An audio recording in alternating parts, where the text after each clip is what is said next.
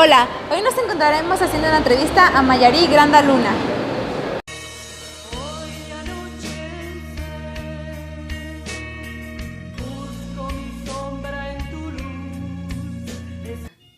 Bueno, aquí estoy con Mayari y nos va a contar un poco de su vida.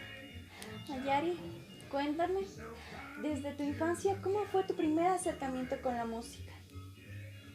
Bueno, en primer lugar, qué gusto recibirles a ustedes aquí.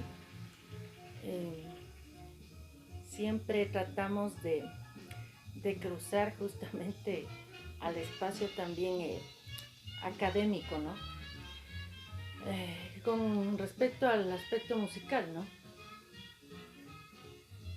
Eh, yo empecé desde muy joven, militando eh, en el metal nacional.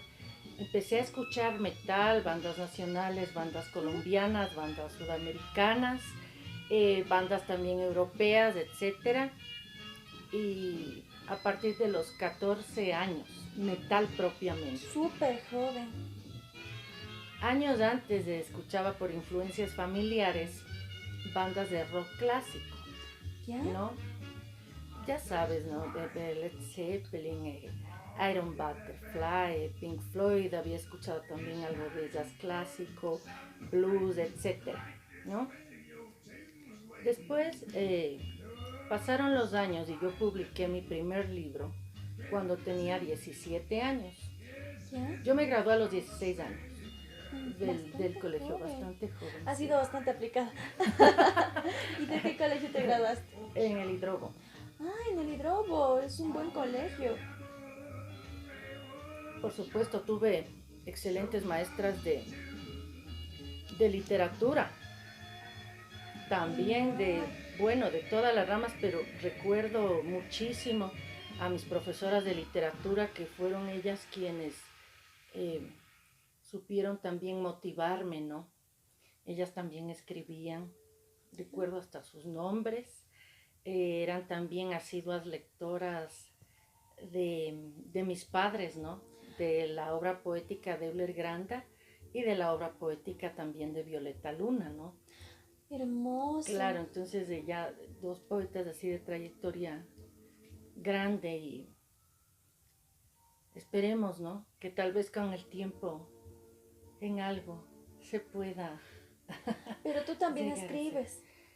Sí, escribí desde bastante joven, a los 19 años estuve ya en una agrupación Procesión de Doom Metal. El Doom Metal en los años 90 era un género naciente. Venía específicamente de la parte de Medio Oriente y también de bandas inglesas, ¿no?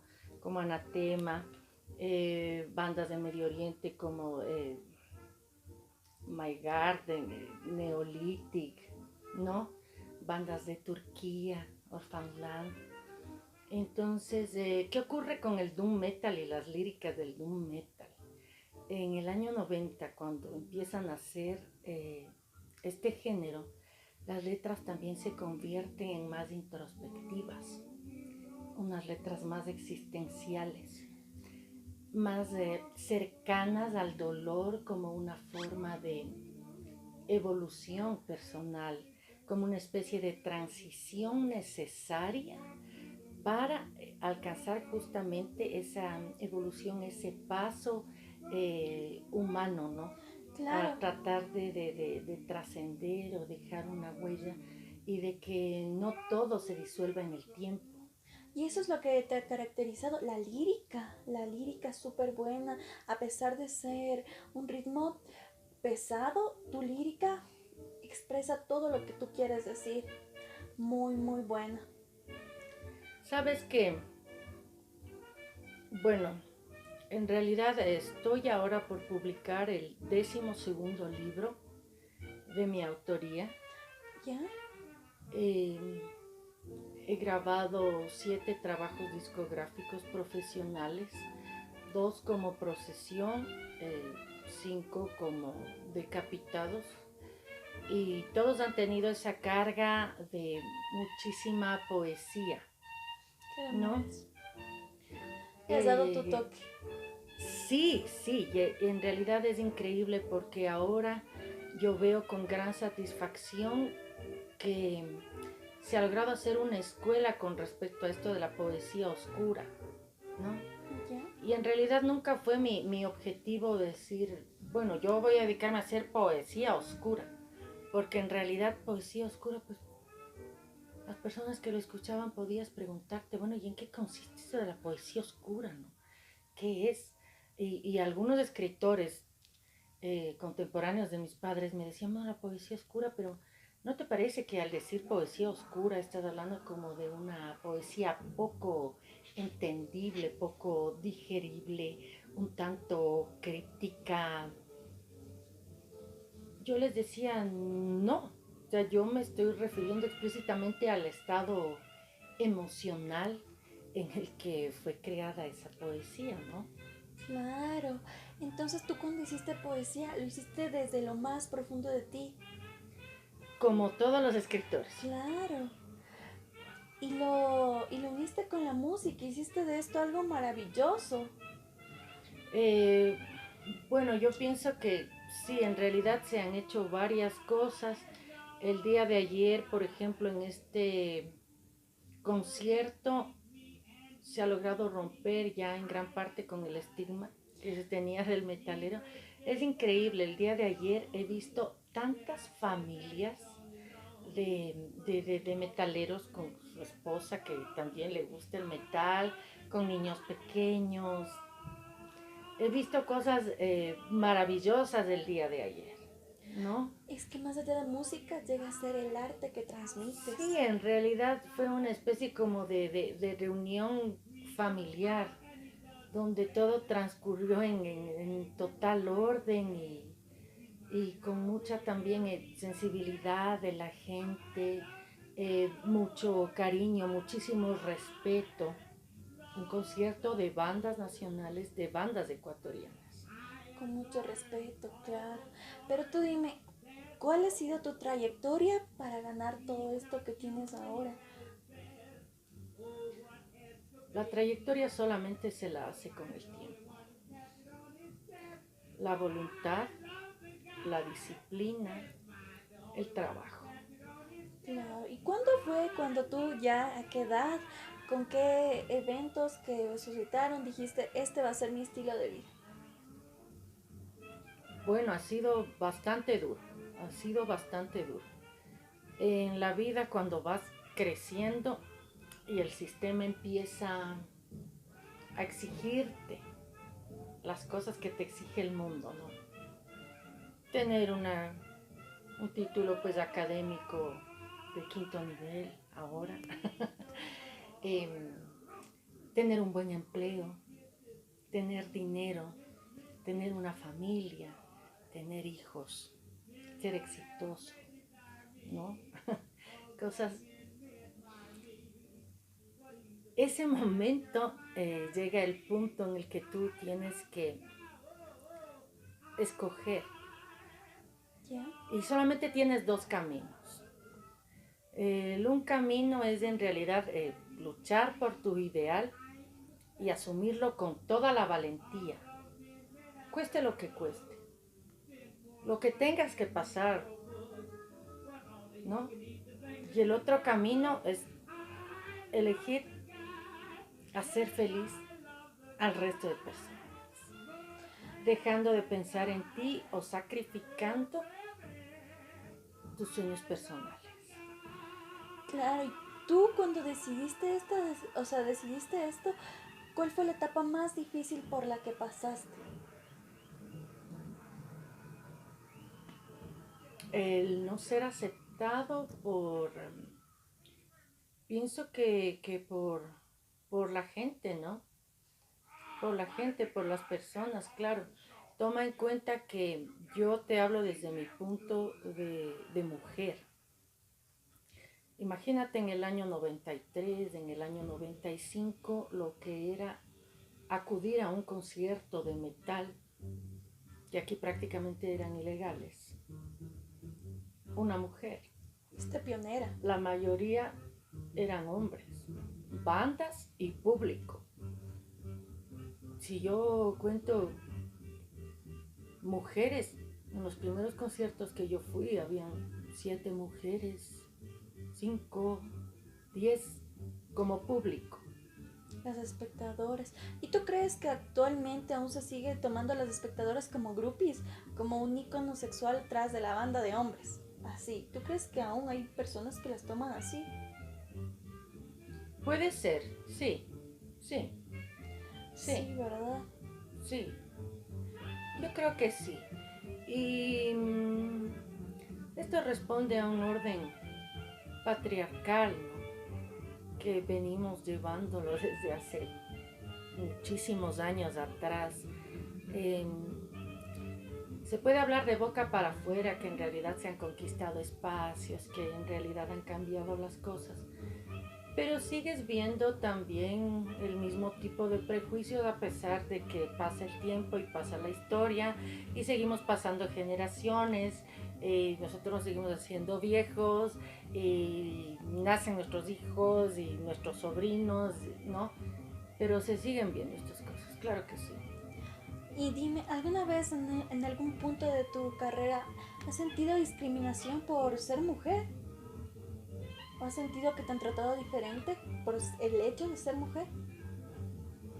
Sí, sí se ha dado, sí se ha dado. ¿Y cómo combatiste contra esto? Trabajando más, Demostrándoles. ganando Claro. ese lugar, ese espacio nada más. No, y sin necesidad de ningún desmán, de ningún exabrupto, de ningún comentario inapropiado, Claro. ¿no? ¿Y qué piensas de las bandas que utilizan a las mujeres? Como que voy a poner una vocalista mujer, pero le usan como un icono sexual, más no como el artista.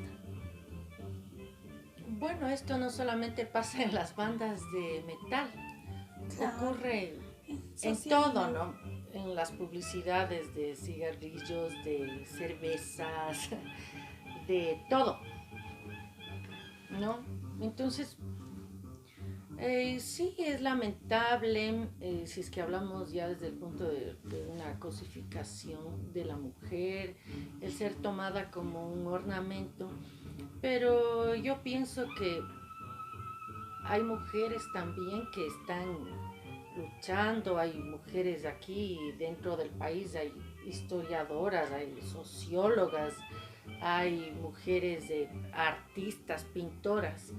Entonces esos espacios justamente ahora que ya están siendo tomados, pienso que se va a lograr de alguna manera seguir manteniendo ese espacio.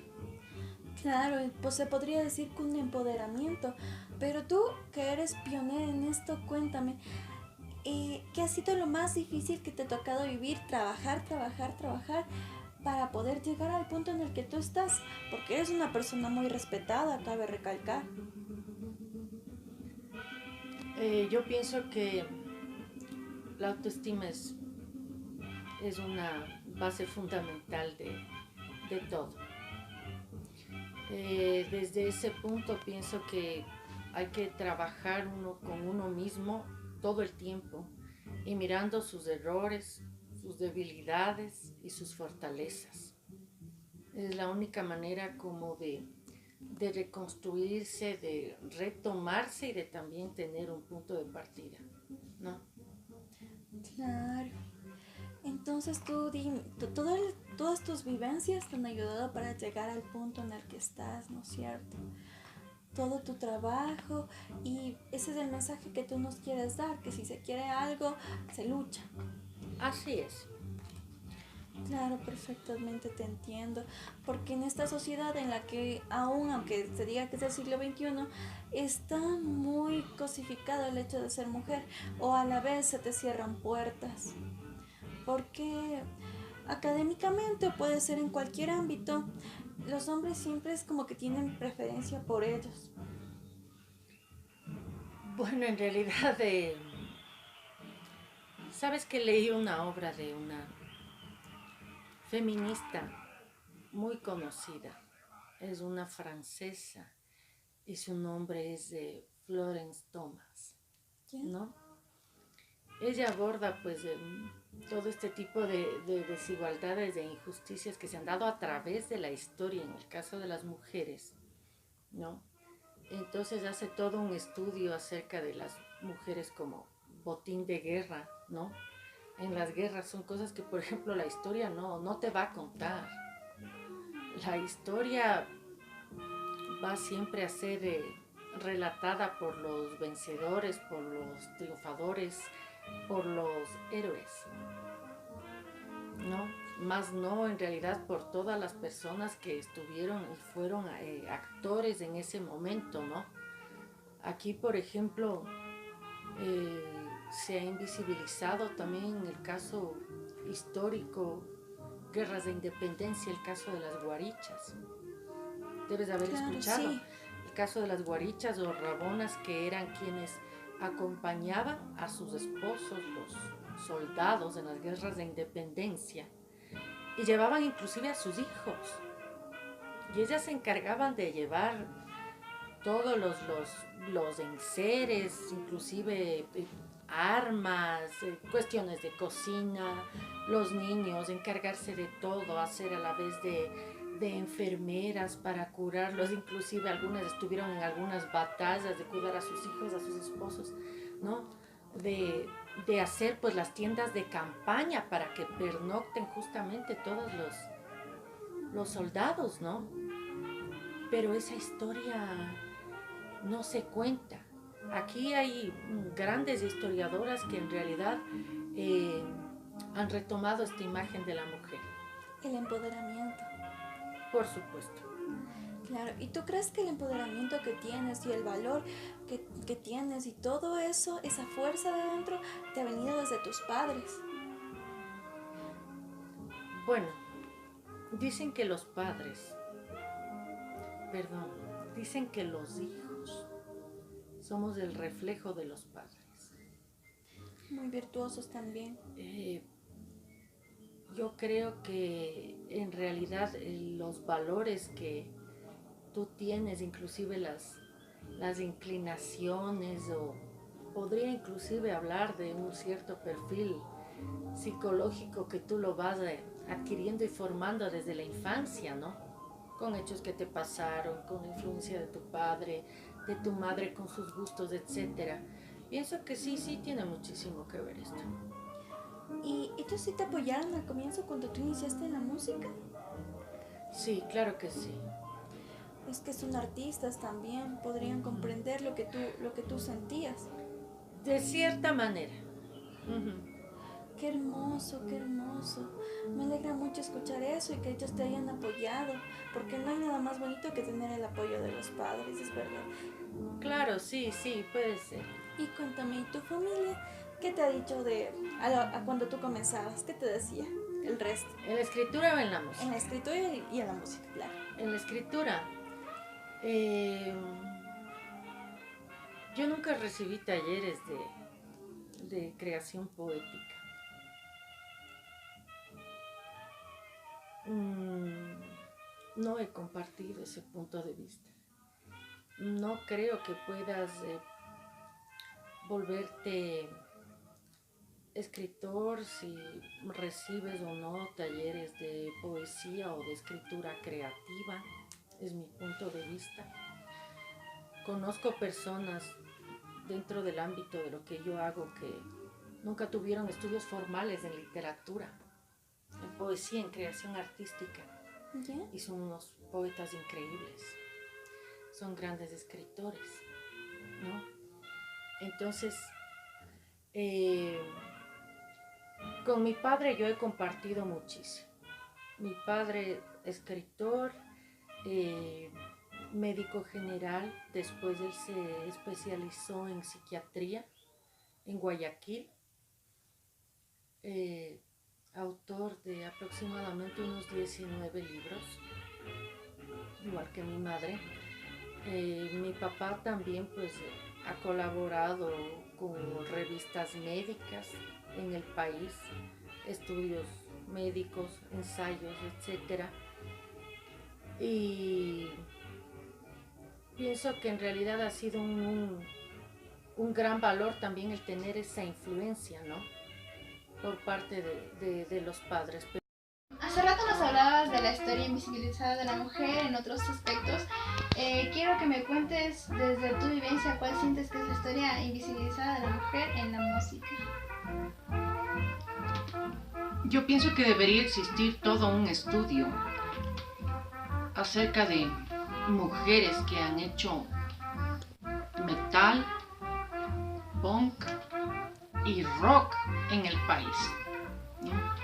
Sería, por ejemplo, muy interesante encontrar una publicación, un libro, en el que se hable de todas esas mujeres, en el que se las enumere, en el que se cuente parte de su trayectoria, a qué bandas pertenecieron, cuántos años militaron en la música, si lo siguen haciendo, qué trabajos tienen, etc. Esa sería una forma de rescatar la memoria histórica de las mujeres dentro del rock y otros de subgéneros dentro del metal. Sería eso muy interesante. ¿Y sientes que es más difícil tal vez en este género que en otros géneros por la gran presencia masculina que existe?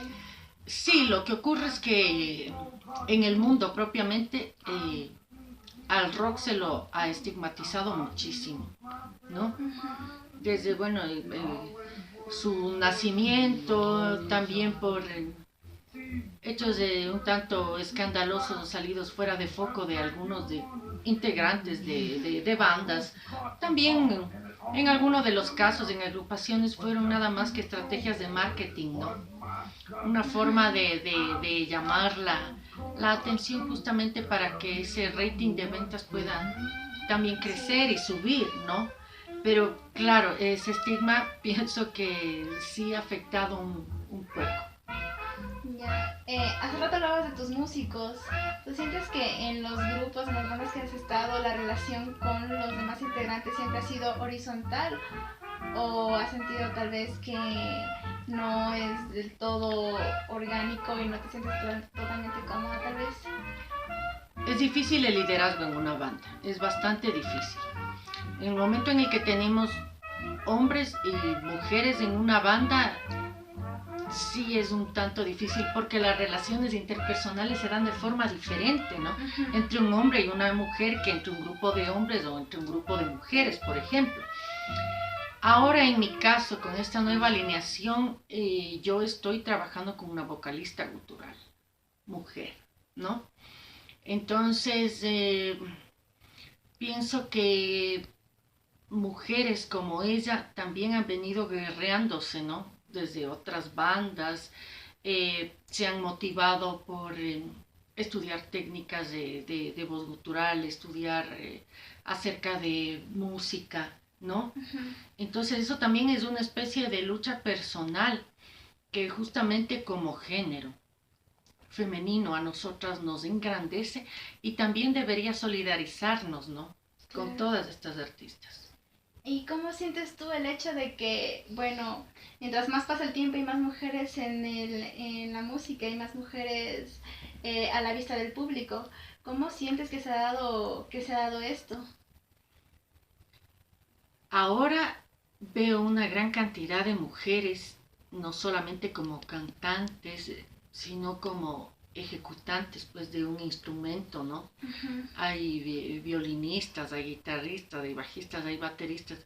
Me parece maravilloso porque esa ha sido la demostración de que en primer lugar podemos, ¿no? Y que también podemos ser muy disciplinadas y también muy entregadas, ¿no? En el momento de realizar una labor de este tipo. ¿Ya? ¿Y alguna vez te han dicho tipo, no queremos mujeres en el grupo? O... De forma tácita, ¿no? A veces en algún ensayo, ¿qué te diré? Alguna actitud de algún músico no ha sido pues del todo... ¿cuál sería la palabra? Justa, Claro. ¿no? O sea, comentarios así como que... No, es que nos confunden con una banda de gótico por la presencia de Mayarí.